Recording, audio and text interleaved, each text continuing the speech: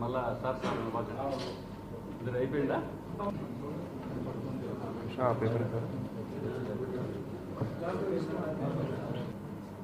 ఫిబ్రవరి 23rd ఫిబ్రవరి 24th రెండు రోజు వరుసగా నైట్ టైము 23rd ఒక ఏటీఎం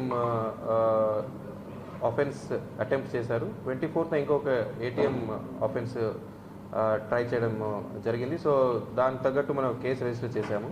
సో 23rd జరిగిన ఆఫెన్స్లో సీసీటీవీ కెమెరాకి స్ప్రే కొట్టంగానే అలారం మోగింది కాబట్టి ఆ అలారం విని వాళ్ళు పారిపోవడం జరిగింది, అక్యూజ్డ్ ఎవరు ఉన్నారు.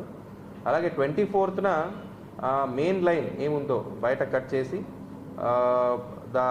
ఇంకొక అదే రోజు థెఫ్ట్ చేసిన ఒక టోయింగ్ వెహికల్తో యూజ్ చేసి ఆ తాడు కట్టి ఒక ATM bank of Baroda ATM ఏముందో అది ఒక 2-3 కిలోమీటర్స్ డ్రాగ్ చేశారు.